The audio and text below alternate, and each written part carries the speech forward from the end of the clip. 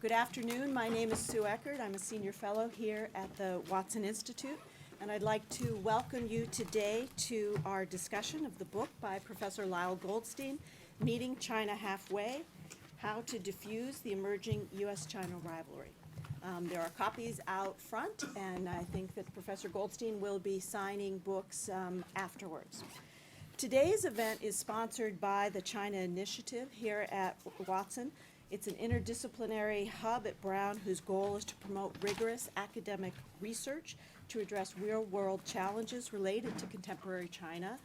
We're particularly pleased to host the discussion today as it involves a very serious scholarly study, the objective of which is to understand China better and to propose ways to find common ground to the array of security and foreign policy challenges we face.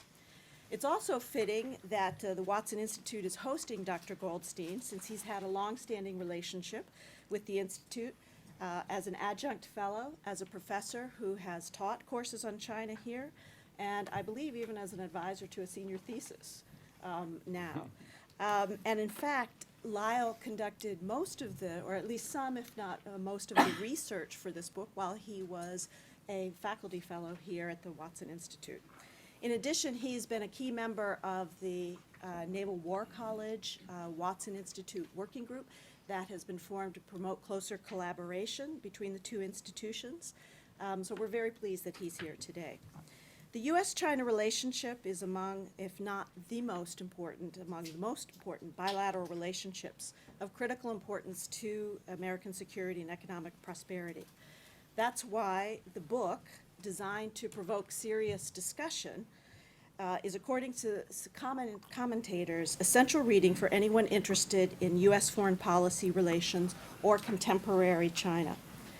Renowned expert and Ambassador Chaz Freeman, who is also a fellow here, as senior fellow here at the Watson Institute, was unfortunately not able to be with us today, but he, as he's traveling, but he actually commented on the book, saying that Goldstein addresses apparently intractable problems with meticulous research and uncommon ingenuity, drawing on Chinese as well as American sources.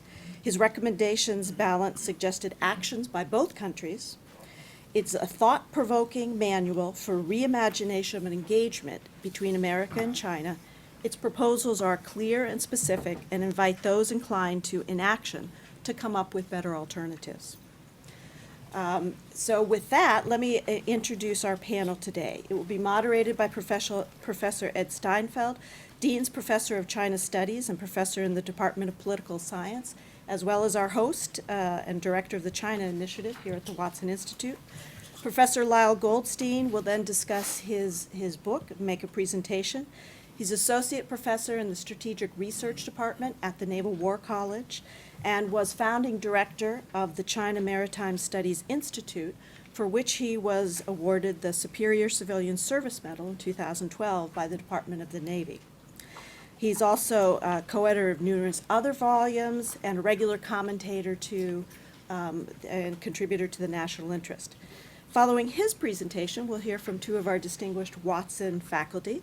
Stephen Kinzer is our Watson journalist in residence, has spent more than 20 years as a foreign correspondent, mostly for the New York Times. He teaches courses in U.S. Foreign policy here at Brown to rave reviews. We're very fortunate to have him, and he is a keen and prolific commentator on American foreign policy. And then last but not least, by any means, is Ambassador Richard Boucher, who is the Watson Institute Ambassador in Residence. He has vast experience dealing with China from early in his career. I believe it was Guangzhou. He was assigned as a young Foreign Service officer and later oversaw the handover of Hong Kong from the British to Chinese sovereignty. He has more than 30 years' experience in the Foreign Service and has served as spokesperson to 6 different secretaries of state, dealing with controversial issues, and China, U.S.-China relationship at times falls into that category. So let me turn it over to Ed, and thank you very much for coming. Thanks so much, Sue. The only thing I want to say before having Lyle begin is I want to thank you, Sue. Sue Eckert really is the person who is responsible for putting together this panel today. I'm grateful, and I think you'll all be grateful after you hear our great speakers today. Lyle, the floor is yours.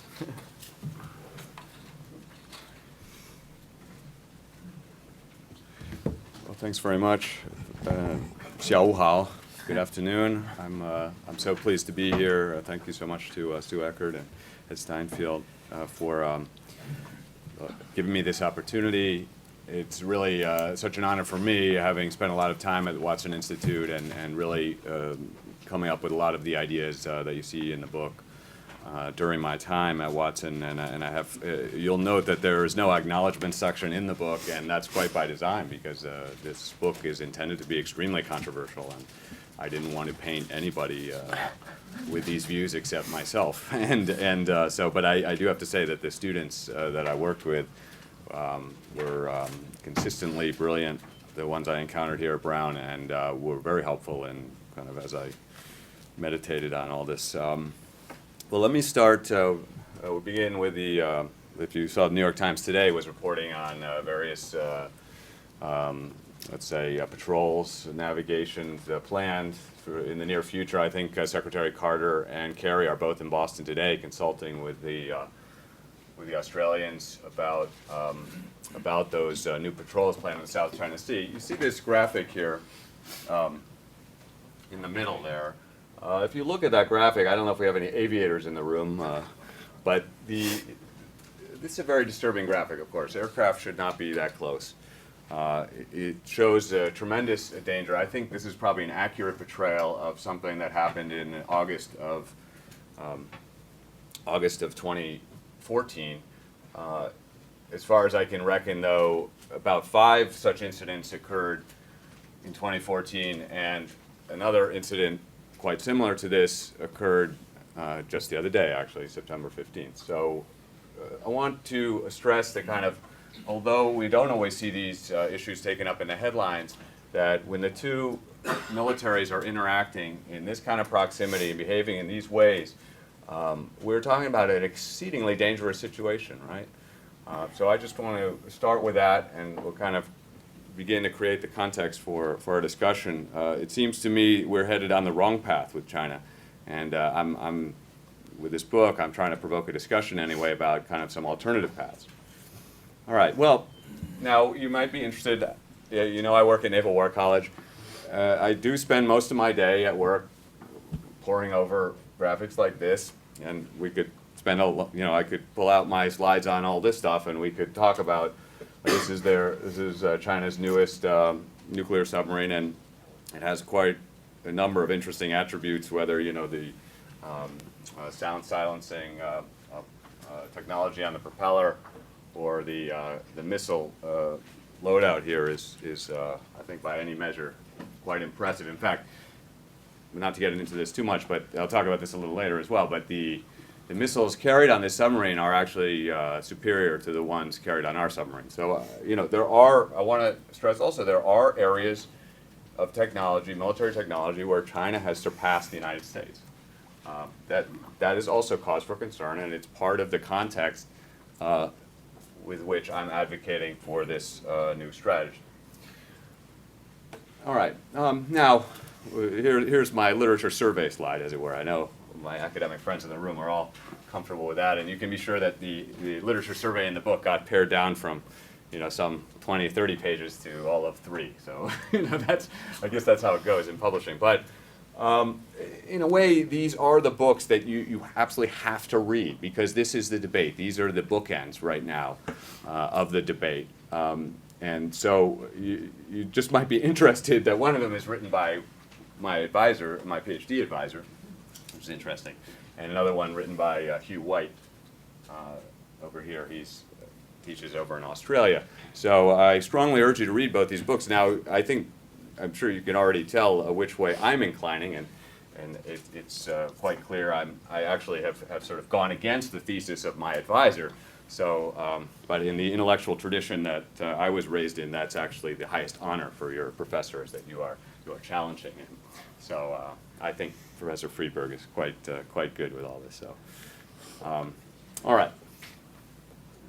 so what is my approach and what's different about it?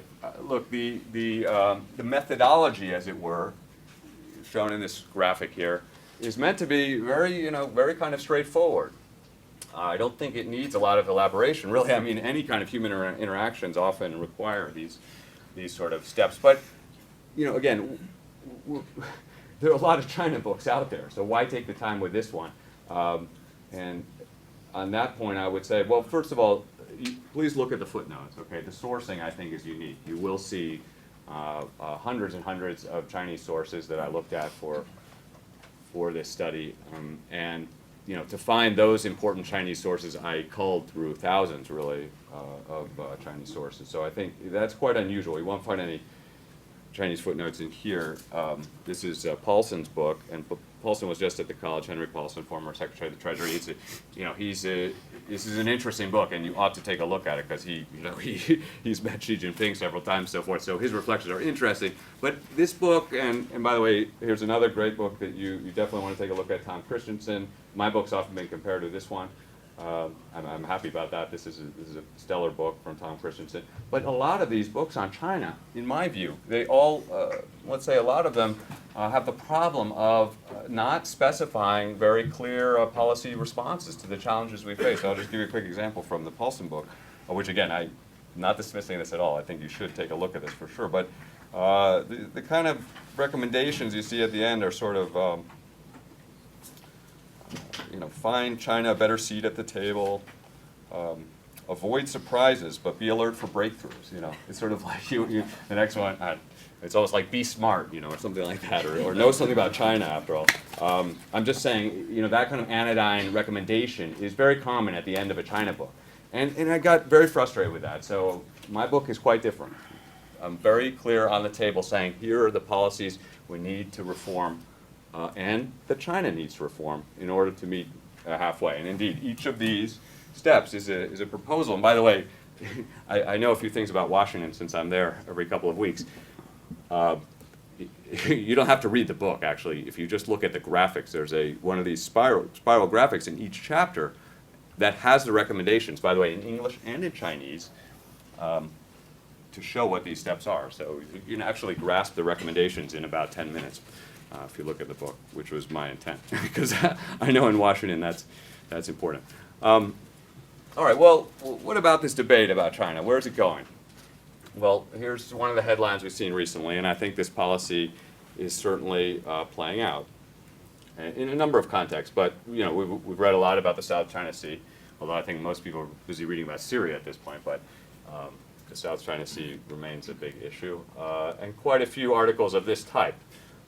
This, I think, was in the Wall Street Journal, for example, a plan to counter Chinese aggression. And this type of article has become more and more common, including on a site that I often write for, and I find it quite disturbing. I've let the editors know. This kind of tone is really very, let me see if this laser works. It's very disturbing, right? And to me, this tone did not really exist in our foreign policy discourse 10 years ago. So this is new. And one could argue that it's part of sort of the blogification of our culture, or Twitterification, whatever you want to call it. You have to get that headline that shocks everyone. Well, this should shock everyone in this room. But you don't have to look hard to find these kind of headlines. They're more and more common all the time. But what I find really disturbing is when I look at the Chinese discourse, it actually mirrors ours reasonably closely. Okay, we've seen a kind of more and more bellicose kind of discussions. I'll share some of those with you. And here, even in places you wouldn't necessarily find it. I mean, this is Caijing, right? I mean, these people are bankers. They're not worried about national security or U.S.-China relations. U.S.-China relations, but only insofar as it impacts trade. But what concerns me is even in the economic realm, where you would think interdependence will certainly carry the day and everybody will favor good relations. Well, in fact, it's full of tensions, right? And those tensions are bleeding into other realms. And that's happening, in the U.S. and in China both. Look at this. This is interesting. Here's a general, Cao Liang, I think he's at their National Defense University. He's saying, he's actually talking about economics in this article. And he's saying, all this tension, the United States is, there are certainly our enemies, and they are, have done all these things in their economic self-interest and against the interests of China. So what I'm saying is here, you get getting this blending of economic tensions and national security tensions. But what about just just those national security issues? And here it's very disturbing. I remember when I first read this interview back in 2010, I thought, my goodness, this is a whole new kind of level of vitriol. And to me, you're seeing, I believe, in this interview, for example, you're seeing a kind of inside look into how the Chinese military leadership really sees the world. And it's very dark, in my view. This admiral, probably the #2 in Chinese Navy for several years, and very close to the chief of the Chinese Navy, Admiral Wu. More about Admiral Wu shortly. But, oh, sorry. I mean, look at the wording here, folks. That's not good wording. That's very ominous. Okay. Here's more of it. I watch a lot of Chinese news. Probably other people do here too.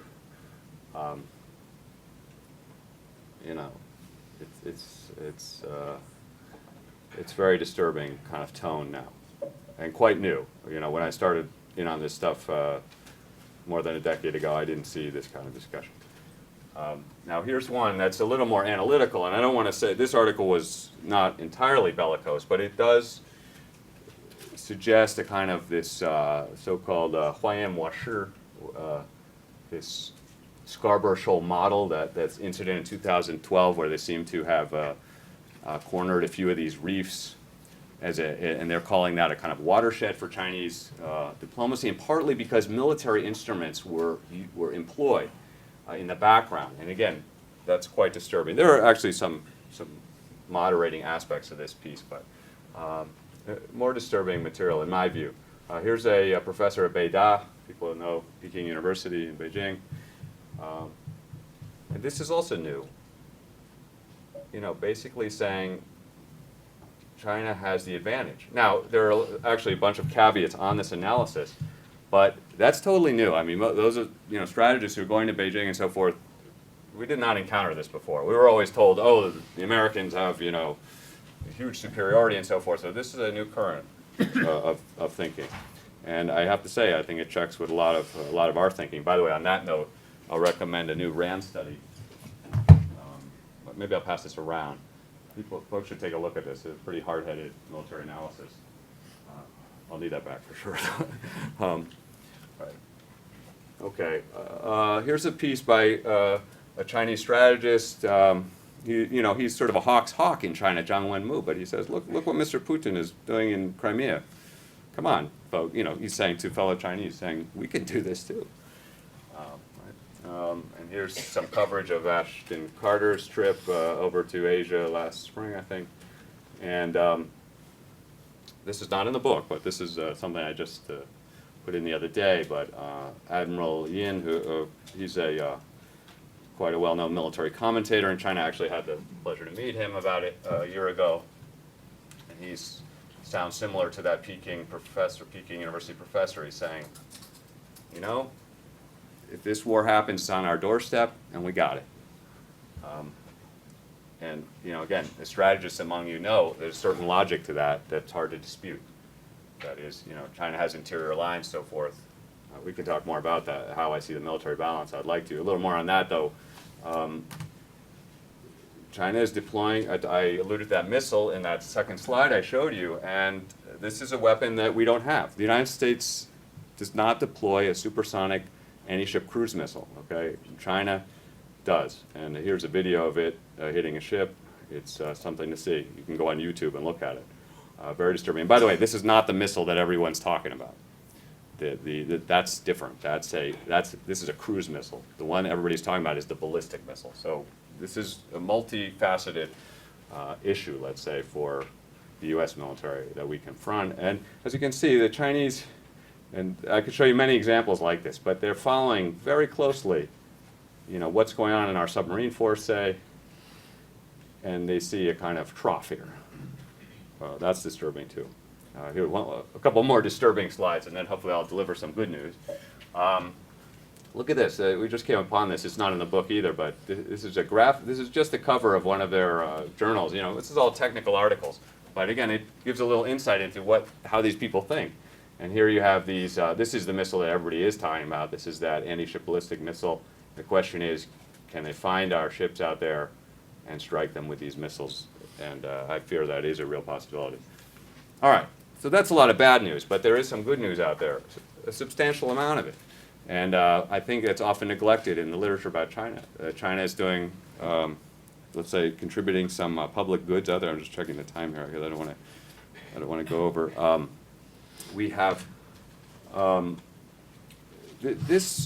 China has contributed more than any of the other Security Council countries to the permanent group, that is the P5 countries, to serve in UN peacekeeping. In fact, I believe President Obama was talking about this the other day, that the United States has to do more. But among the things that China has done before, not just making deployments to quite sensitive areas. For example, we see Chinese blue helmets in Lebanon, for example. That's not a, that's a tough place to serve as a UN peacekeeper. But they've also built this gigantic training facility. It's actually the world's most advanced peacekeeping facility. It's near Beijing. That's a major contribution. And again, I think people here have looked at peacekeeping quite a bit and understand that for peacekeeping you need superb training, right? They face all kinds of complex, difficult situations. So training these people is absolutely essential, and China's taken a lead here in doing that kind of thing. Like China, we want to say the Chinese military has reached out and done some, made, I want to say, in some ways extended a hand.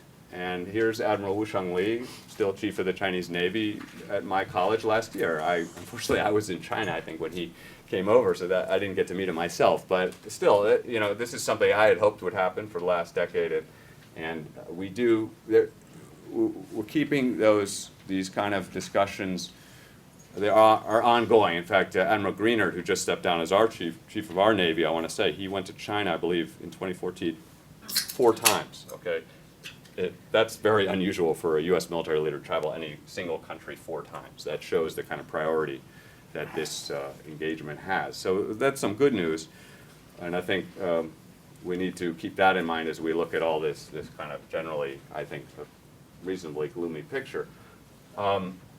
Here's some more good news. I see a lot of Chinese, the foreign policy elite. There are some voices for moderation. Here's just a few examples that I'll show you quickly. Here's another Peking University professor, and he's actually, we all know Taylor Fravel. I think he comes around to Brown now and then. And some of his ideas saying, in fact, look at China's record on these disputes, and China's record is actually quite good. So that's encouraging. But look at the language here. It's quite interesting. Saying, you could see this guy's arguing against making a kind of very difficult argument against his colleagues. But there are some of these brave voices. Here's another brave voice, I think, in Beijing.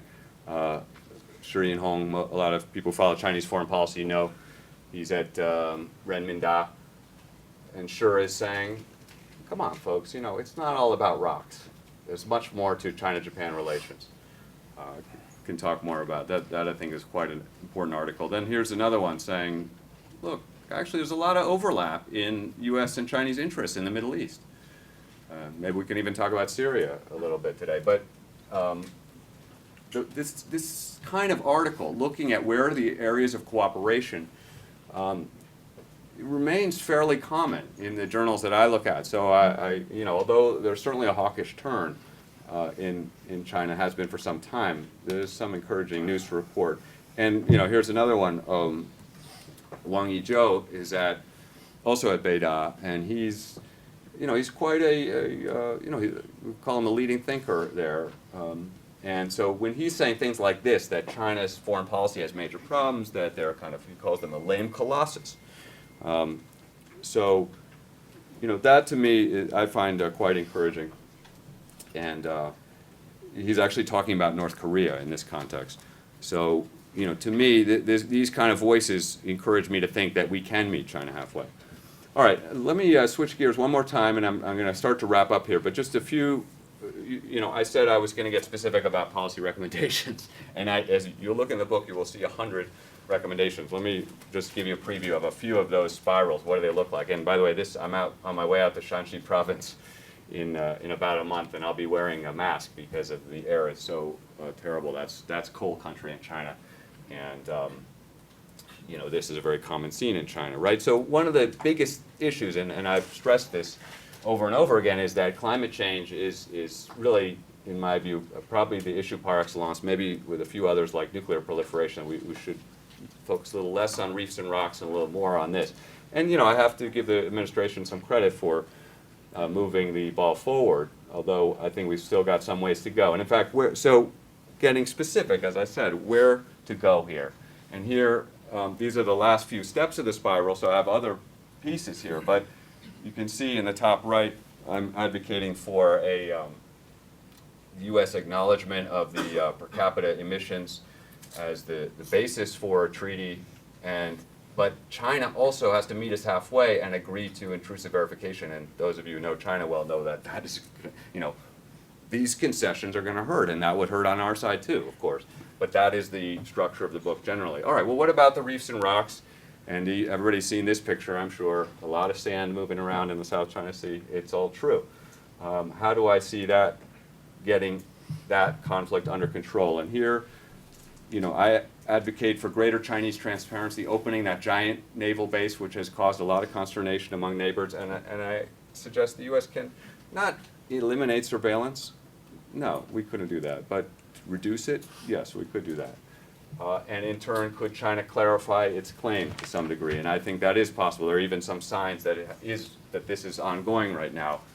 Now, this is key, though. Could we then move to accept China as a legitimate claimant and talk about bilateral negotiations? And here I follow Fravel, by the way. Fravel shows that China has again and again undertaken bilateral negotiations, and that those have been almost all successful. So that, we have a record of success. Why are we so opposed to that? To me, our policy could be reformed there. I'll just mention China-Japan relations, which, time for me to be quiet. I'll just a couple more words here. You can see from my slides here that I view China-Japan. I think the history issue is important. If those of you who don't know who John Rabe is, you should. It's a German movie about this history. Go look at this movie and then or read this book, for example. These are not written by Chinese or Japanese. These are, I think, pretty objective looks at what happened. All right, but how do we move forward here? And here, the sort of grand bargain, and you can at some level reduce my spirals to grand bargains, as it were. I want the Japanese Prime Minister to go to Nanjing, and I want Japan to have a seat on the UN Security Council. So you can see, we could talk about the sequencing and all the kinds of things, but these are the steps I think that have to happen. Now, as you can tell from my remarks, I'm not a big fan of this pivot or the rebalance. I have a lot of problems with it. I mean, by the way, I didn't even put the objection there that, well, it seems like the Middle East and with Crimea and so forth, that there's a lot of other things happening in the world. I mean, that's an obvious critique of the pivot or rebalance. I didn't even put that up there, but these are the critiques that I'm making of it. I think it does intensify Chinese anxieties. I got piles and piles of evidence in that respect. I think the opportunity costs are very high. I think we could have made a lot more progress on a lot of difficult issues like North Korea and so forth if we could curtail some of the mistrust, misperceptions that are dominating this kind of zero-sum mindset that dominates the relationship, right? I mean, how can we make progress on Korea if we both take a zero-sum approach?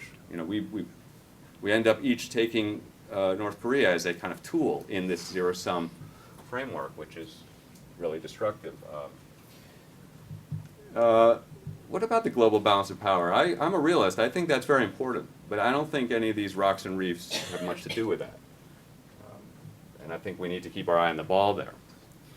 I'm happy to explain further there, but now my biggest problem with the rebalance, though, and I'll be happy to explain this further too, is that there's no mechanism to control this rivalry.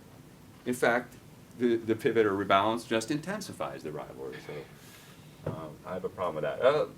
My last slide is admittedly a little peculiar, although I'm always asked, what should they read? What should people read on China? And I'm going to be working on a piece where I'm going to try to argue that this book, this piece of literature, which was also a great movie, but please take the time to look at the book, is extremely important for understanding U.S.-China relations. Why do I think this is important? Partly because, as you see, I'm a policy wonk, so we can talk about the details of policy all afternoon. But to me, you have to have some kind of viewpoint about the bigger picture. And this book, it's art, and we all know art in some ways speaks more deeply to people than sort of policy proposals. So you will note that I end the book on a very long quote from this book, and I think will urge you to look at it as a way to think about both the best and the worst in U.S.-China kind of cultural interactions. And I will say, often telling the admirals I meet with all the time, I'll meet with some this afternoon actually, at Naval War College, that you got to understand that Chinese ships were not patrolling the Mississippi for 100 years after 1854. Right? It was American ships were patrolling the Yangtze River for almost 100 years after. And that matters, okay, to how we adopt a big framework for thinking about this relationship, right? And this book is going to help you to understand that. Richard McKenna served on one of those ships. So with that, I will yield the floor to my colleagues. I'm so thankful to have their thoughts on this work. Great. Thanks so much, Lyle.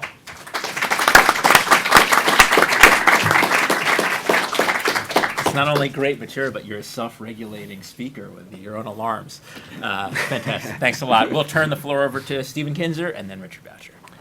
Okay, thanks so much. I got to make two apologies first. So my first one is I'm not a China expert, but my second apology will justify that, which is that I have to leave in a few minutes and teach a class, so I won't at least take up much of your time by talking about a subject on which I'm not expert. Nonetheless, I do have some background in American foreign policy and the way America looks at the rest of the world, and I can tell you that what you just heard is an example, and I got to complain to Professor Eckert that this is why the relationship between Watson and the Naval War College is so dangerous. Look what has happened to this guy. He has let go of some fundamental principles that guide American foreign policy. We are in a big world of enemies. There's enemies all around us. We have to confront them, and the way we're going to confront them is with military force. That's our principal weapon. It's always been successful for us in the past.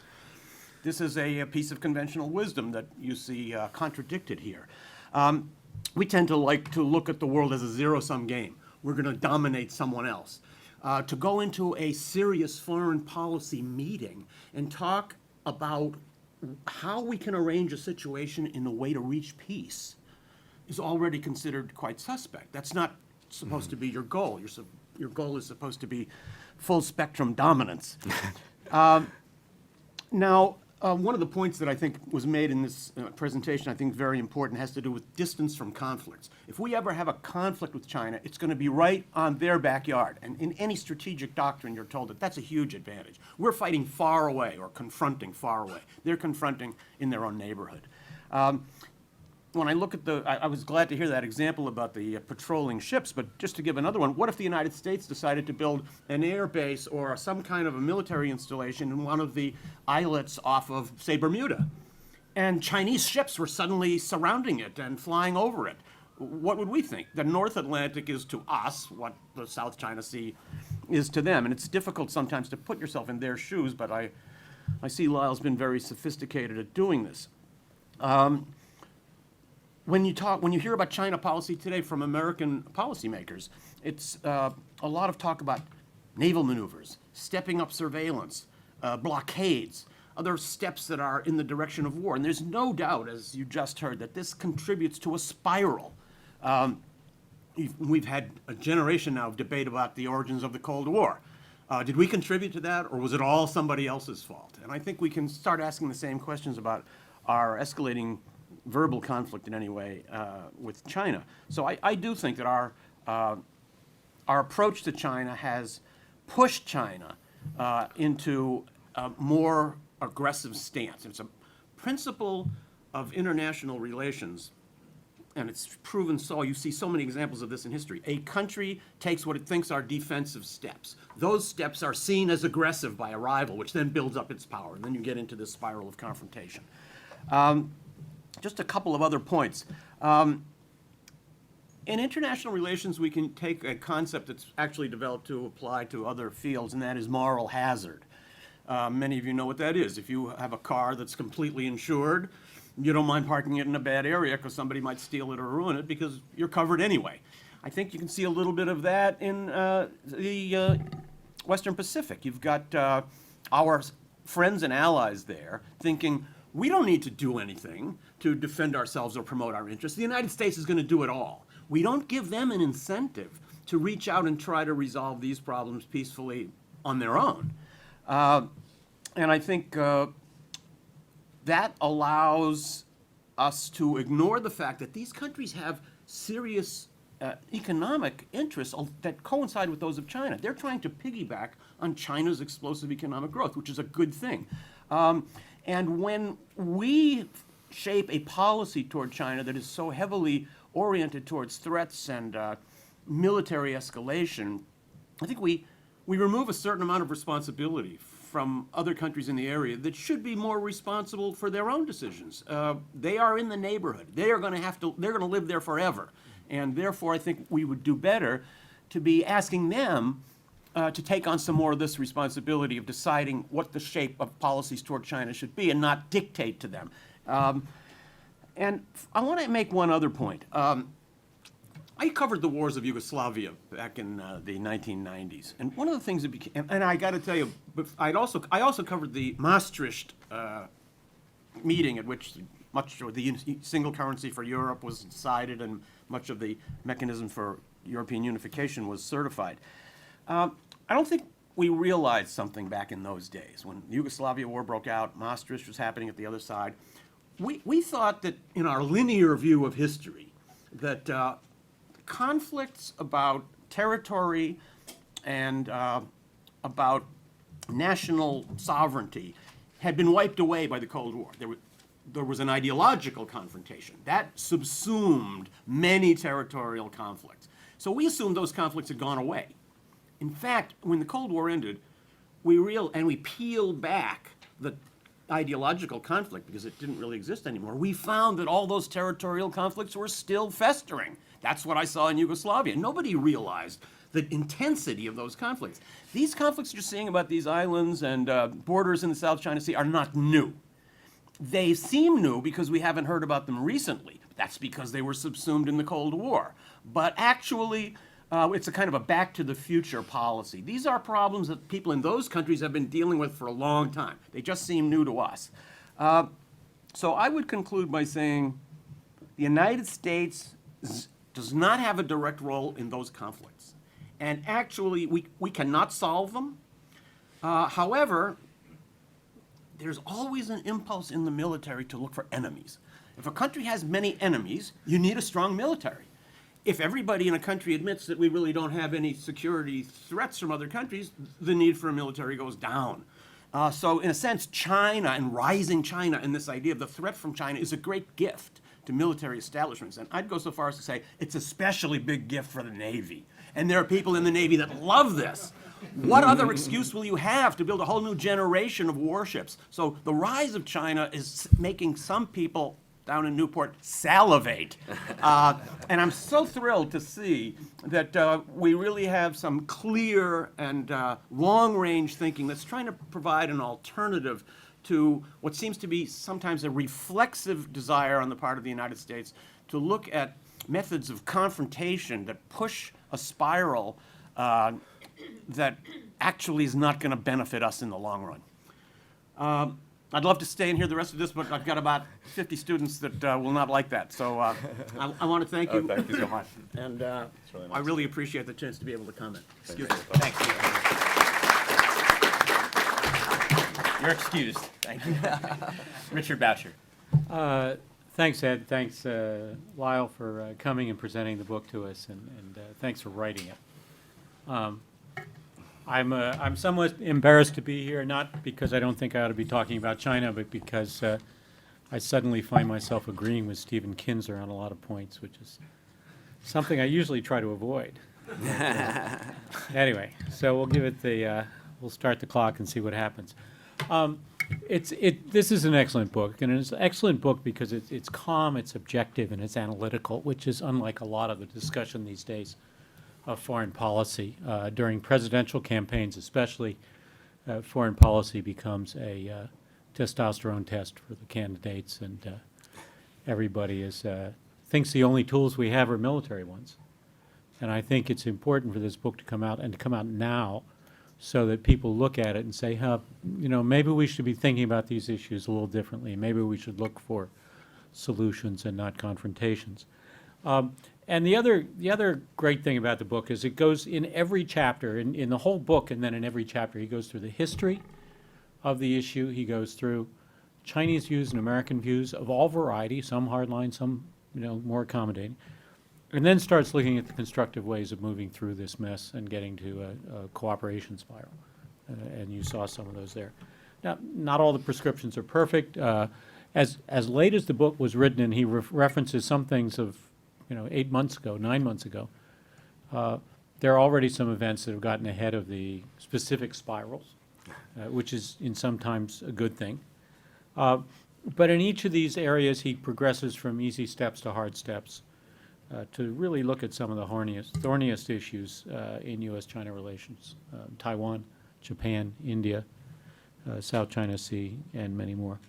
I always like to see more economics, and there is a chapter on economics, but maybe there could have been a few more. I also thought a lot about the point of view of others who were involved in these things, Southeast Asians in particular when it comes to the South China Sea. How do you get them involved? And would that change the dynamic of some of these issues? Because certainly China's attitude towards ASEAN and the ASEAN countries has been difficult at times, a lot of cooperation, a lot of economic cooperation, even some joint fisheries and development issues, but then a refusal to deal with ASEAN as a whole and to proceed even on the codes of conduct that they agreed to a while back. So you kind of wonder if the United States took a different attitude. A lot of these countries are most worried about getting caught between the U.S. and China. And they want to do things with us, but they don't want to do too much. So we have some military cooperation already with the U.S., a lot of economic cooperation with China, some fears of both of us. Maybe if we looked a little more at these countries and how they fit into these spirals, it might change the dynamic, hopefully in a positive direction. I basically see China coming into a world that's almost fully occupied. Everything they want to do, whether it's join the WTO or reform the IMF, which our Congress won't do, or come out of their ports, or go into the backyard in Central Asia, they bump into Americans. When they knock on a door, we're usually the ones who opens it up and says, what do you want? How we deal with each other then becomes a really important issue for attitudes, but also China's got this problem. They're coming into a world that's very well occupied already. If you imagine a game of Go where the player who has the white stones has been putting stones on the board for about 20 moves, and now the player with his handful of black stones comes and tries to find space. That's kind of what China's trying to do, and they're doing it by, applying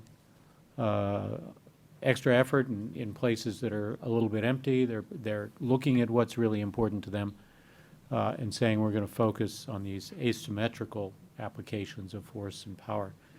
And in some cases, they're being quite successful at it. But I think China's also trying to be a player, trying to take care of their needs and get involved with the system.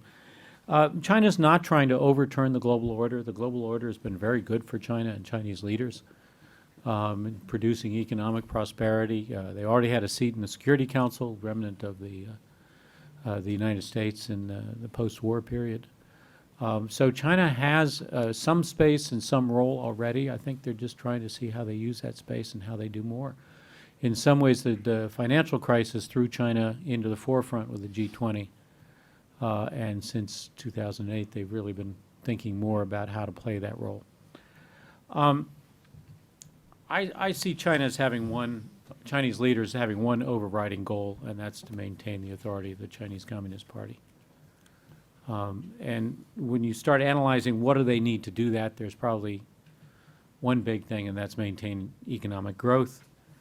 To do that, you've got to secure supply lines for all the raw materials that China needs, markets for Chinese goods, places for Chinese investments. And they, in doing that, they keep running up against a problem that Professor Goldstein calls the Malacca dilemma. The fact that so much of China's supply lines go through the Straits of Malacca. And if you look around the world at what China's doing, so much of what they're doing, whether it's investing in South America, gas pipelines from Central Asia, $46 billion announced to build corridors across Pakistan, transit corridors already through Myanmar. A lot of what China is doing is to get around the Straits of Malacca. To some extent, China's interest in the Arctic also reflects that, although to get into the Arctic, you've got to go through another U.S. choke point, the Aleutian Islands. So I would put that more in the role of they want to be a player. But it's obviously a chance to diversify some of their supply lines over the long term. So they want to keep the United States from having a chokehold on what's vital to the Chinese economy. But they themselves are facing economic slowdown, heavy indebtedness. They're investing more in their economy, getting less out of it. That's not a good sign. And they're bumping into entrenched interests that mean it's hard to do the rebalancing that they need to do. So one of the questions I have is how will economic troubles at home affect Chinese attitudes? Which way are they going to lean? And there are a lot of people that say, you know, that when you have troubles, economic troubles, you get more belligerent, build up nationalism, especially if you want to maintain the authority of the Communist Party by being the champion of China. So that's going to be an interesting question in the immediate future. What happens when China hits economic bumps in the road, as they probably will? I don't think they're headed to a major crash because I think they have enough money to bail themselves out, but it's going to be difficult. The second thing about maintaining the authority of the Communist Party is they can't let go of Taiwan. All the economic integration of Taiwan is wonderful, but in terms of Taiwan politics and Taiwan's status in the world, it can't be seen as moving towards a more independent Taiwan. That would just be humiliating defeat for the leadership and the authority and the legitimacy of a party that already has some problems with its legitimacy when it comes to corruption and other issues. To do that, they think they need to maintain a threat of force. Not because they actually plan an invasion of Taiwan, but because they think that Taiwan will negotiate more seriously if they know there's a threat of force. It's like, you know, watch American spokesmen repeat time after time after time, the use of force is still on the table or has not been taken off the table. You know, we do it too. But Taiwan, you know, is so important to China that they really think they need to have that capability in order to keep the political pressure on Taiwan to reach a political accommodation. And indeed, they have it, and Professor Goldstein goes through in some detail the amphibious forces and other forces that they've developed that probably surpass certainly our ability to interdict the straits. So that's an important issue. The bigger picture, there's a lot of talk these days of the Thucydides trap, or if I'm to believe my Greek friends, the Thucydides trap. But Graham Allison wrote an article in Atlantic saying that in 16 of the cases where an emerging power has challenged an existing power, it led to war. But then he's got 4 cases where it didn't. Xi Jinping rejected this idea specifically in his speech in Seattle. So it doesn't have to be that way, which is what Graham Allison says too. And I think that's what this book basically says too. I think, you know, in the end, we need to find ways to share responsibility. Take China at their word for saying that their interest in the South China Sea is freedom of navigation and search and rescue. Can we set up a shared search and rescue operation, a shared freedom of navigation apparatus? use the radars on these new islands along with what we've got and others have got to end piracy and maintain freedom of the seas for all of us who get so many important supplies through there. Are they going to share more responsibility to stop terrorism coming out of Afghanistan and Pakistan, especially as we withdraw from Afghanistan? You know, we've been fighting the Uyghurs in Afghanistan.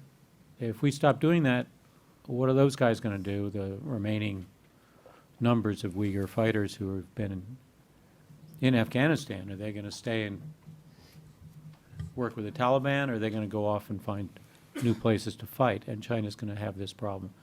Maybe we ought to be working together on security of that. I don't think the Shanghai Cooperation Organization is capable of stopping them. Share responsibility for cleaner, better global investment rules. Share responsibility for development finance. And we are doing this in some areas. The United States and China have been the leaders on climate change and will continue to be the leaders going into Paris. The real question is, can either one of us convince the Indians to do something significant? So I think we have to think ourselves about what we want. And this is where I'll finish off. Do we really want to control and dictate to everyone? Do we really want to fight over every piece of rock? Do we really want to try to make every rule? And are we willing to share some space? We're not going to withdraw from areas and say, okay, China, you take care of this now. But what does it mean? What is our role in the world in years to come? We've been, for 25 years now, this sort of extraordinary superpower, what the French call a hyperpower, where we really were the only player in town. And we've got to figure out if that's what we want. You know, to paraphrase Sarah Palin, how's that global hegemony thing working out for you anyway? Hasn't necessarily been all good. And maybe it's better to figure out how to share some of these responsibilities, not to withdraw, not to cede, not to let China take over, but just to find ways to work with them. And that's, I think, the most important thing about the book, not necessarily the specific solutions, but the idea that we should and can sit down with China and figure these things out together and work with China constructively to solve some of these big problems. So thank you very much. I'm sorry I went on a little bit too long. Thank you, Richard. Thanks so much. I have many questions, but I think it's a better use of my role as moderator to let you all ask the questions, at least to start. So why don't we just start taking questions? Kathy? Great, thanks so much, Lyle. That was really, really a wonderful introduction to what looks like a fantastic book. I wanted to ask what your research shows about how the Chinese have been looking at U.S. bases in Japan, the new base that's being built, the move to Guam and the build-up there, and how, what kind of role those shifts have played. Presumably, you argue counterproductive, and just some more details maybe on what you think should happen there.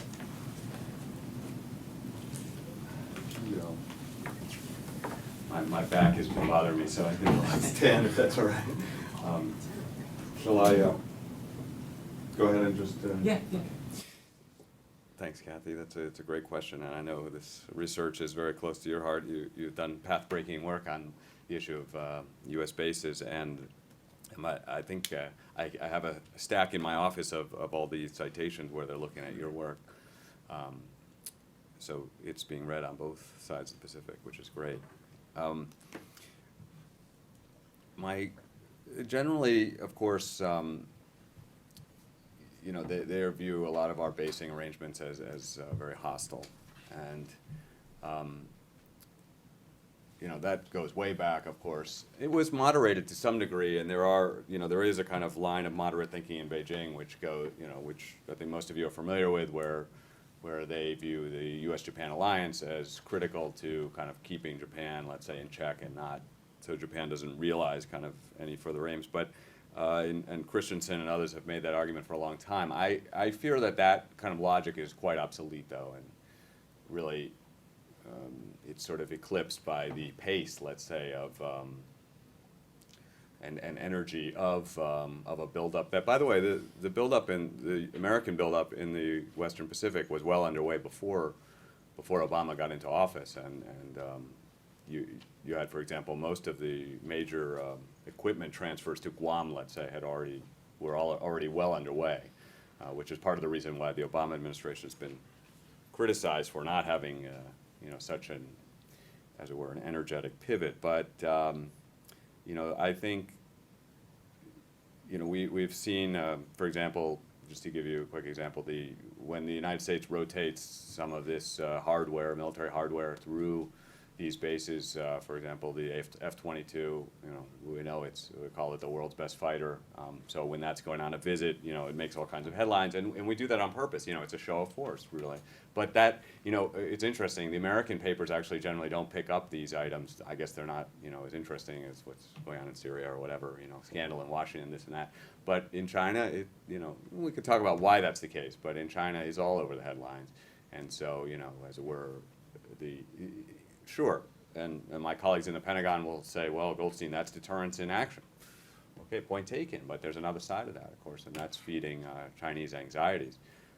There's another aspect to this that I find very disturbing, though, and a lot of us who study military strategy think that bases are increasingly obsolete in many ways. That is, they're fixed targets that cannot be defended, which is, by the way, one reason I'm not very concerned at all about the Chinese moving a lot of sand around in the South China Sea, is that they can be destroyed very quickly, these bases.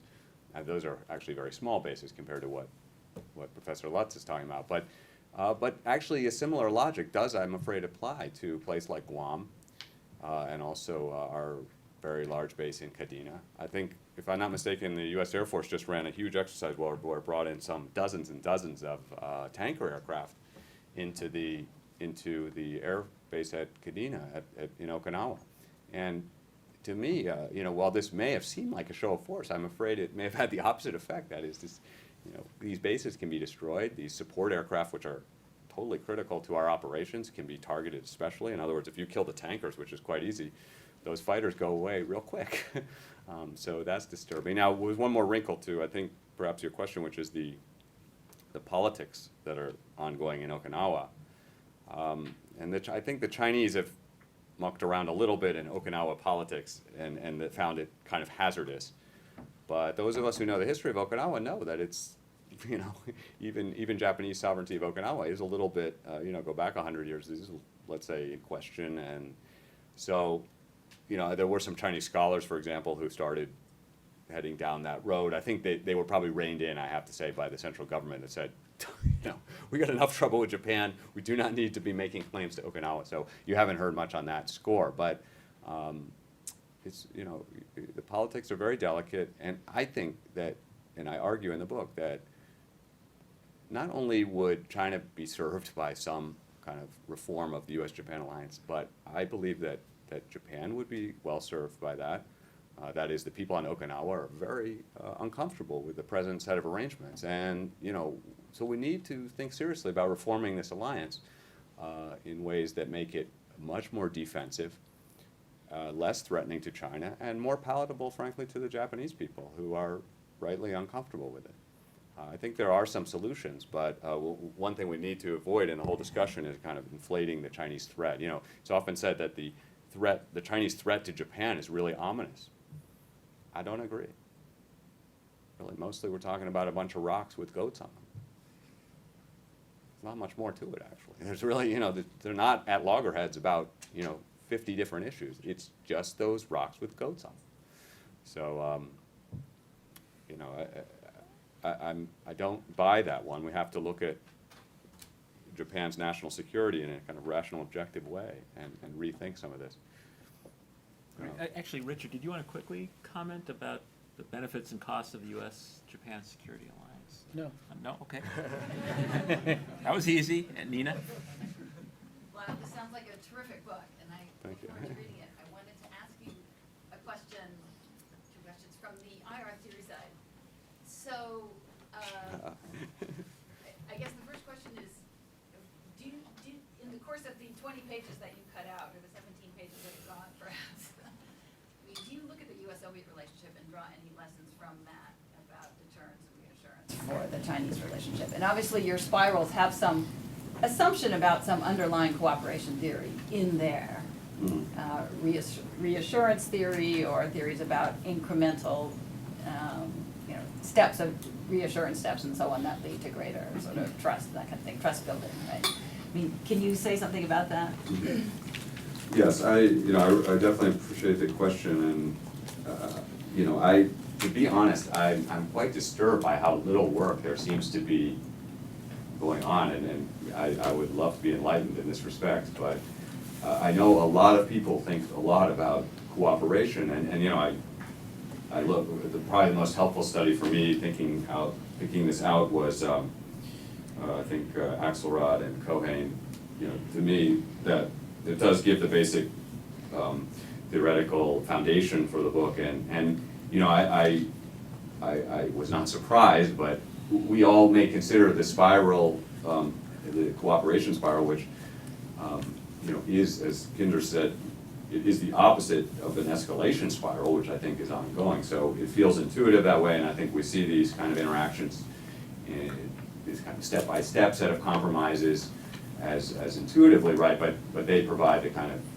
sense that this is that this can happen. A lot of the examples on when we look at cooperation come from kind of a lot of cases, frankly, in the Middle East, which is interesting. I'm curious why so many. I guess we have so many problems there, but and some maybe a few successes, not too many. Some cases of cooperation. Actually, some Chinese scholars looked at, for example, the how peace eventually has developed somewhat, at least between Israel and Egypt, and they looked at closely at that and lessons for China and so forth. So, there are some lessons out there, undoubtedly, and look, I'm one who's been at many lectures, given many lectures in China where I brought up the Cold War case, and I almost heard sort of universal booing in the audience because they think that all Americans have a Cold War mindset, and I have to confess, I think many of us do. So we don't want to put China into kind of boxes and paradigms and so forth, but that said, from a scholarly point of view, we have to say honestly that there are a lot of similarities, and a lot of them are really troubling. Maybe I'll just give one example of one lesson from the Cold War that I find but I think we could hold another conference on that exact subject. In fact, I did work on in fact, this insight is drawn from some work I did in collaboration with Watson many years ago on the Cold War at sea, and we held a series of conferences here. We brought in a bunch of Russian Navy folks, and we talked some of this through. And there was an amazing scholar, now I forgot the name of it, a Russian scholar who we involved in the project, and she actually went into the Kremlin archives, which is no easy thing. I've tried that myself, but she got in there because Yegorova, I think was her name, Yegorova, and she went through and looked at the Soviet Navy archives from the 1950s and looked at their plans for development. And this seems like an incredibly obscure,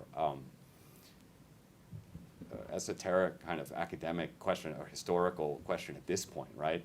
But think back to the 1950s. That was a very tense time, so it really mattered. What at bottom were Soviet naval objectives, and I think her documents prove beyond any kind of doubt that even Stalin, who was, let's say, not one to shrink from confrontation, that even his objectives in the kind of naval geopolitical arena were extremely defensive and constrained. And so I do think that again suggests to me that we need to operate with caution here, and as both commentators said, consider that so much of this is going on in China's backyard that it's really not that surprising that they are very anxious about it and sort of preparing accordingly for the worst. And to me, that's why it's incumbent on the United States. I view our situation as very strong and one that we don't need to be unduly worried, and therefore it's incumbent on the United States, I think, maybe to take some of the first steps here. We want to see them reciprocated, but we can be the sort of mature power that's let's say slow to anger and can view this rationally. I do fear there's a lot of irrationalities. I showed you some of it, but there are many hawks in Beijing. I dare say, there are as many hawks in Beijing as in Washington, maybe more, and it's very troubling. Sure. Well, first I have a question about the rocks in the sand. It's my understanding from what I've read that it's not about the rocks in the sand, it's about all the surrounding seas that could then be claimed as, protected areas. If you could just comment on that as a side issue. My main question is sort of the macroeconomic issues, China holding so much of America's debt, and China creating this new infrastructure fund where all of our best allies went running to join when we begged them not to. So could you just kind of talk about how those two issues, those macroeconomic issues, affect the future relationship? Yeah, it's quite interesting. There's a lot there. I think, just to hit the last point, it's clearly that I think many American diplomats viewed that as a setback, the most recent announcement of the Asian Infrastructure Bank and the fact that the United States kind of came out very publicly and opposed it, and strongly, put a lot of pressure on allies not to join, and then several of them did. To me, that very dramatically demonstrates the wrong-headed approach in Washington. That is, we're stuck in a kind of zero-sum mindset, and although, yes, I realize that this bank could have some deleterious effects out there in various countries, but it could also have a lot of positive effects, and that's generally how I see, it's a mixed picture of China's activities out there, but there's plenty of pushback in these countries themselves. Look at Myanmar, for example, where China has clearly went way too far in let's say, overriding some kind of local sensibilities, and has gotten bitten badly. So, I mean, in many ways, I think we have to see the big picture and look at all the costs and benefits, and not be shocked at all when a lot of these regional players. And by the way, I think the TPP is on everybody's lips these days, and one reason I'm kind of skeptical of that whole project is, can you really create a trading bloc in a region and exclude by far the biggest player? I mean, to me, it just sounds far-fetched, bizarre even. We can debate the pluses and minuses of that, and there indeed may be some pluses there. If, for example, if we can sort of coax China along, to follow more of these norms and so forth. On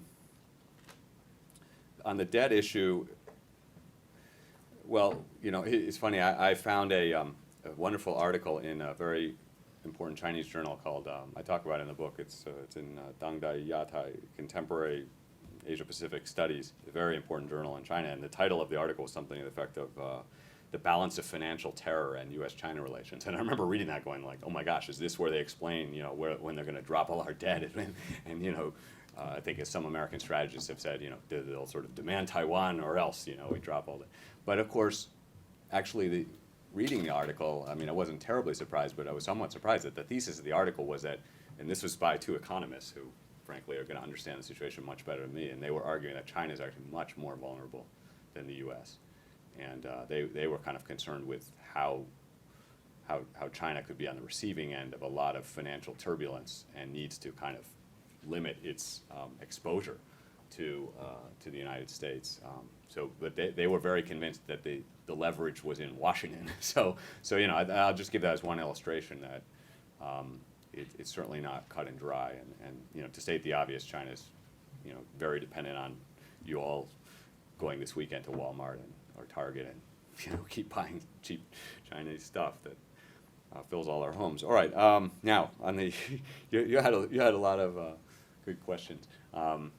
As far as the rocks and reefs, well, you're right that we have tended to kind of phrase our issues in the South China Sea in these kind of, if you will permit me, kind of large, strategic, these giant issues. It's about freedom of navigation. It's not about some kind of rock.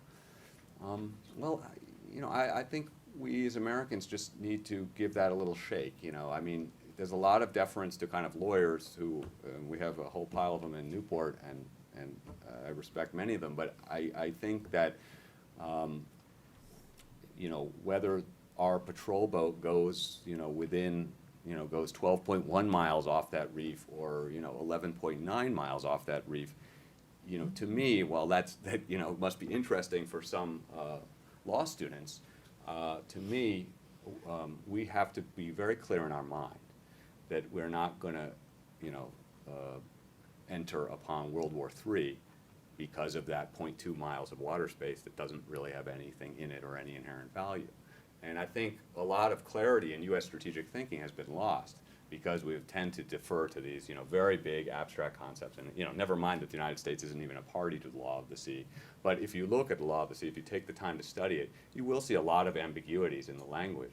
And a lot of the Chinese arguments are, let's say they're different, they're very different interpretations, but they're not altogether ridiculous, as some would say. And, the biggest point I'll make right here is this, and that is the vast majority of ships transiting the South China Sea are Chinese. And so this trading juggernaut is the last country that one would anticipate violating a freedom of navigation. In other words, this is the country that benefits the most. In fact, Hu Jintao, just before he stepped down, he actually gave a speech in, I think it was somewhere in the Persian Gulf, saying, "My God, we got to keep this strait open." He was pointing the finger at Tehran and saying, "You're not going to close this strait because China is very dependent, more dependent, by the way, than the United States." So China is hugely dependent on freedom of navigation. And look at the record. Tell me an instance where China has tried to stop any ship. There really aren't very many. There's maybe they got in the way of a U.S. surveillance ship, okay? But do you consider that, that's a very narrow area of freedom of navigation, the military surveillance. And there are particular, laws and norms governing the behavior of military ships. And I'll take it as given that U.S. military surveillance is much more aggressive than Chinese, although that could change, and it may be on the way to changing. But if you were looking for an instance where a powerful military has stopped a ship, a merchant ship, which is really most of how we would think about conventional wisdom, just common sense thinking about freedom of navigation. There actually is an instance. It was in 1993. The United States pulled over a Chinese ship that was transiting into the Persian Gulf. And they said, this is carrying precursors, chemical precursors, and they corralled it. They didn't ask permission. They just said, we're taking this ship and we're going to look inside.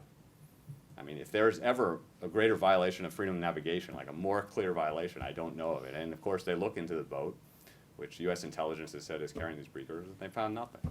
You can look it up. It's called the Yin He incident. The Chinese bring this up a lot. It's sort of seared in their memory. But what I'm saying is that I would like Americans generally, thoughtful people, to poke a little harder on these freedom of navigation questions. I don't see a serious threat. What we're contesting over, let's face it, is hydrocarbons under there, and maybe some fish too. And to me, as was pointed out, people are going to dispute over those. They're incredibly complex. Ultimately, the solution is clearly, you take some of it, I'll take some of it. Or maybe we just agree to leave it there because the world doesn't need any more carbon in the air anyway. And Chinese are becoming more progressive on that. In fact, the Chinese record on environmental enforcement in the South China Sea is considerably better than Vietnam's and so forth. So we need to see these issues for what they are, squabbles over money, more or less, and throw in a little bit of kind of nationalism, or maybe a lot of nationalism. And if we take that kind of rational approach and we consider meeting China halfway, I think we can actually come to rational solutions where these countries actually do fine, that is the Philippines and Malaysia and so forth. Thanks.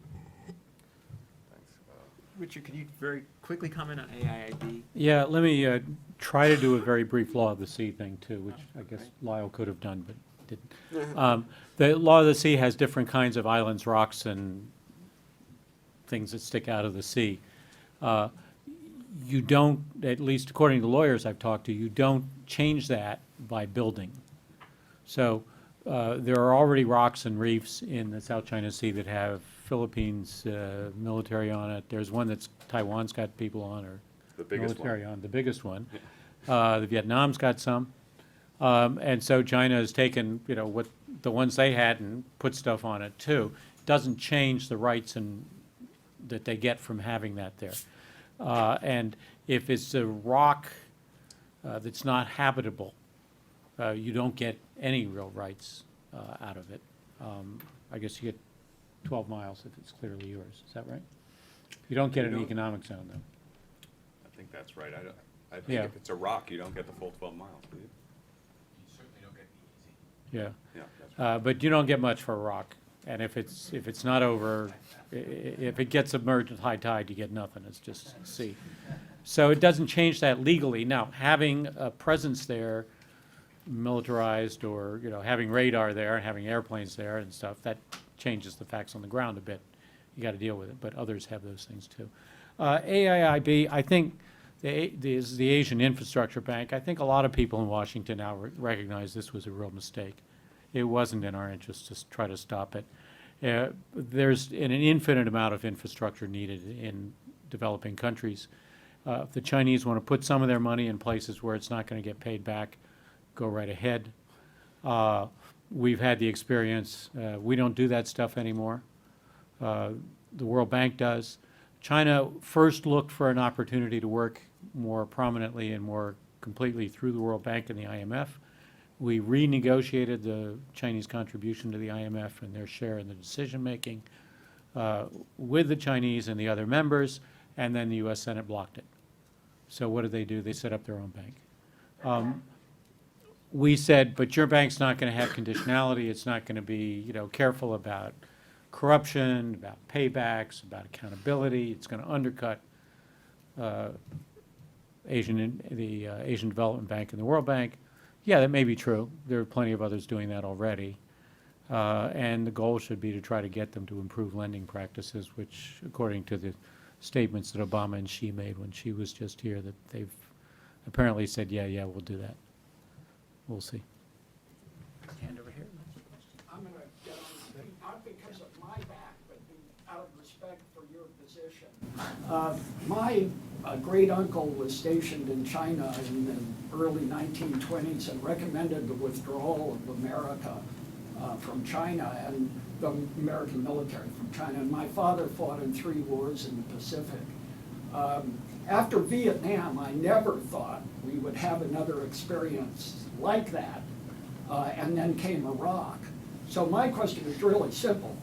Who are the moderate, name some of the moderate military officers that are arguing for restraint, and name somebody like George Ball in the State Department. Who are these people who are willing to risk their careers in order to restrain us from making another huge mistake? Thank you. We'll try to keep the answers brief, and then we'll collect a bunch of questions. Yeah, well, I think that really hits home. I mean, I think I see you have a particular sensibility that comes from your family experience, and I think that for a lot of Americans it resonates as this region, the Asia Pacific, that is, where we've had some incredible successes. I mean, and done, you know, in some ways that it's sort of brought out, you know, one thinks of these incredible and very unlikely battles like Midway, where you have, you know, true miracle happening, allowing us to prevail in the Asia-Pacific conflict. And let's face it, what would China be like today if we hadn't prevailed at Midway, right? And I think many Chinese do understand that.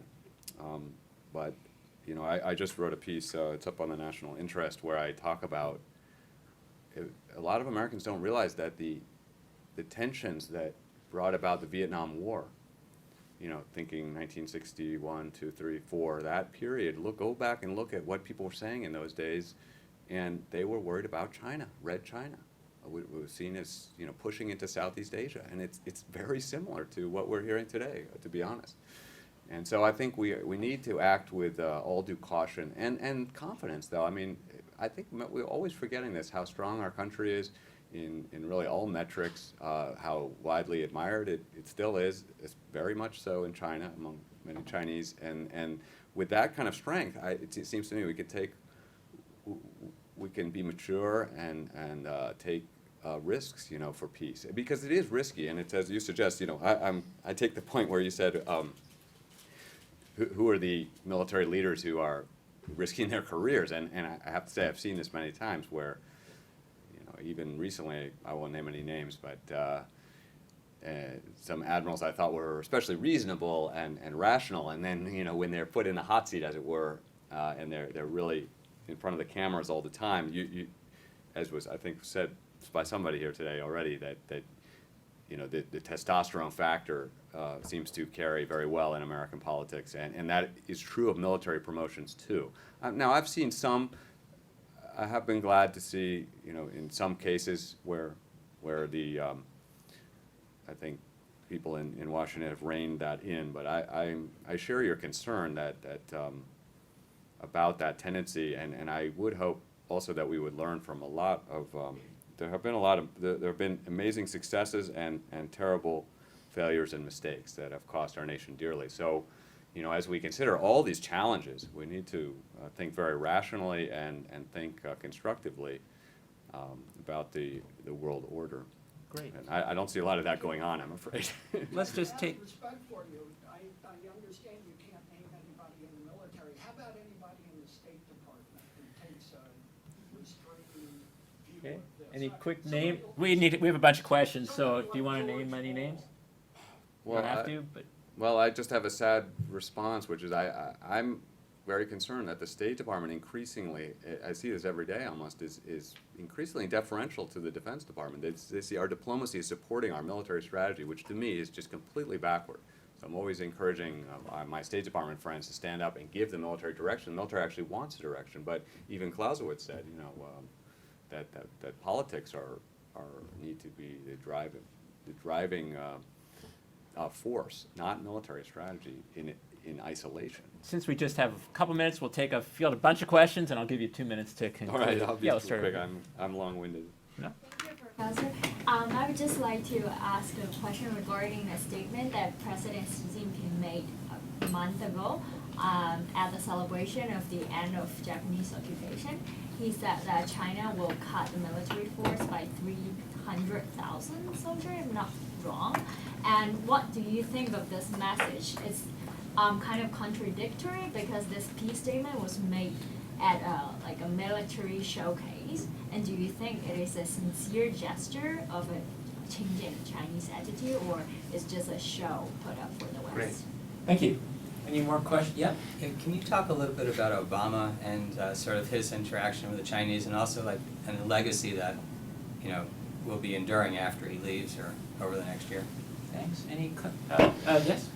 Yeah, if we walk back 5 or 6 years ago, there was a lot of theorists talking about, you know, India as a hedge, if you will, against regional domination. I think naively, but completely ignoring tensions with Pakistan and some of the issues, probably because we were looking at through the military lens and you have separate combatant commands, so that's problematic.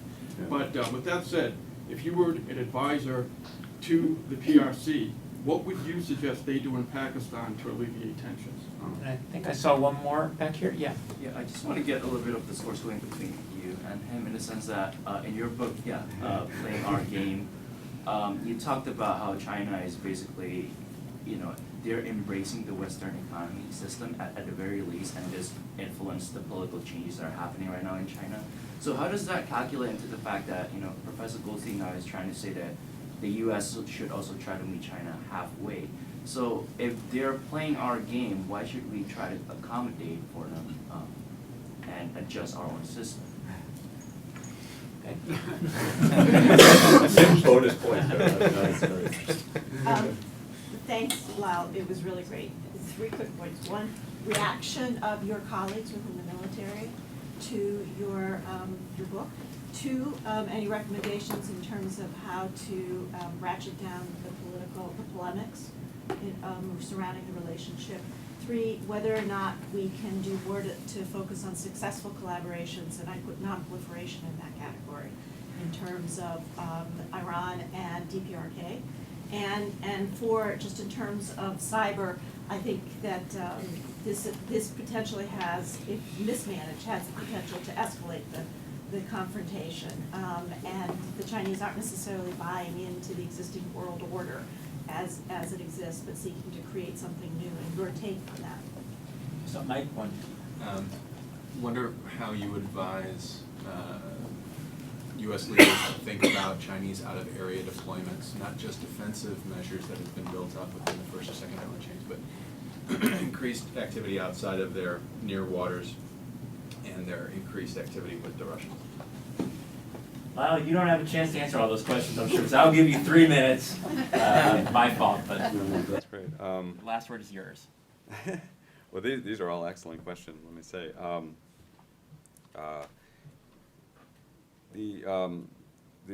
The 300,000 person cut, I think, is, to me, it's very positive. And unfortunately, you know, I think it's the tendency of our, you know, of, let's say, the journalistic community to kind of, you know, kind of dismiss this as some kind of propaganda or something like that. But that, you know, undoubtedly, that's a good thing. Now, you know, their military is professionalizing, and so, okay, perhaps they're, let's say, better technology and less people. Of course, there's some of that going on. But look, we also have to look at China's record, and you know, there are many instances where it looked like China might deploy military forces. Many other great powers would, as it were. Like, for example, in Myanmar, where it's clearly suffered a lot of setbacks recently. What about Kyrgyzstan, where there was a lot of instability, or there was some issues in the as it were, that Golden Triangle down in the Mekong River. Instances where we might have seen China deploy force, and yet China is quite reluctant. So I mean, what I'm getting at is there's quite a good record, and here I urge people to think about China in terms of capabilities and intentions. And sure, it's true, China's capabilities are increasing quite rapidly. You know, I've tried to paint that picture, but I think we have to also look at Chinese intentions, and they're quite good. As far as Obama's legacy, I'll just say that, let's say, you know, I'm one who gives the president a lot of, I think he's done a lot of good on foreign policy. He's struggled with a lot of challenges. And I really do appreciate his fundamental axiom of not doing stupid stuff. Really, that to me is quite a breakthrough, it seems, for U.S. foreign policy. But I will say on the I will say in the Asia Pacific, a lot of stupid stuff has been done in the last 8 years. So, you know, I think if we want to, we could walk through the various steps. But I think there are major problems, and as I've suggested, we're not on the right. We're not really on the right track. I did want just one quick word on Pakistan, and this is a very important point. And actually, I take a whole chapter in the book and talk about China's involvement in South Asia. And I do highlight the issue of Pakistan, to a lesser extent Afghanistan, but China's influence in Pakistan is much greater than in Afghanistan. I mean, their relationship goes way back, and Pakistan really is. If you think about, you know, Asian security generally, think how much better off that whole region would be if Pakistan were in a better place. And China can do much more than the United States can. So this is a real huge opportunity for China to step up. And that is the way actually forward in this relationship, that China is able to prove to the world community and to the United States that it is, you know, that it can provide these kind of global public goods while helping Pakistan to stand on its feet, be less radical, get control of that nuclear arsenal. All those things are major achievements that China could, I think, could reasonably reach for with our, you know, modest backing in a way that we can. So I'm glad you highlighted that. Pakistan is one of those areas, North Korea is another one, but where we need China to take positive action to support stability and a kind of better world order. Maybe I'll just end on I'd like to answer all the questions. I don't think I can, but I'll just say, since we're really need to close up, but you asked about the reactions by the, well, by my colleagues and in the U.S. military generally. I mean, you know, I get a lot of kind of eyeball rolling and shoulder shrugging and that kind of thing. But, you know, I'm happy to say that, you know, that I have sometimes scratched my head and wondered if the Naval War College would embrace the work, you know, and you could take it for what it is that I haven't yet given a book talk at Naval War College, but I will. Actually, there's one on November 6th. But, no, I have to say, military people are, well, we talked about the kind of testosterone calculus in American politics, but let's face it, if one of these problems blows up, it's their lives on the line. And so I actually find a lot of military people are quite very level-headed and want to apply common sense to these problems. And so, you know, you may be surprised actually how many people in Newport are kind of conscious of this. Partly, I showed a lot of the slides about China's military development. They're acutely aware how dark some of these scenarios get. Okay, they don't have any crazy notion that there's some kind of cakewalk with China. They know just what it would cost if the balloon went up in the South China Sea or Taiwan and so forth. So, you know, I think that there is a desire to try cooperative approaches. So let me end on that somewhat positive note. Before we give you the big round of applause that you richly deserve, let me just say very quickly that this kind of event today and this kind of presentation embodies what I think for many of us in the room dream about for the China Initiative here at Watson, maybe Watson generally. I'll just tick off a few things. One, the idea that, well, indirectly, we're supporting a kind of scholarship that changes the way we think about the world or challenges the way we think about the world and does so in a way that also is very applied, has concrete things we can do, whether we agree or disagree. So item number one, great. Item number two, the idea that we should be working in close collaboration with colleagues outside of Brown, particularly the Naval War College, partially on security issues, but broadly on governance and development as well. So phenomenal. And third, the idea that we're not only working with people a little bit beyond Brown, but that within Brown we have scholar practitioners, scholar diplomats, scholar journalists, just changes and incredibly enhances the kind of discourse we have here, not just about policy, but about frameworks and how we see the world. So that's a way of thanking a whole bunch of people in this room, but especially Lyle. We want to thank you for such great work. And thanks again to Sue Eckert for putting it all together. Thanks. Thank you all.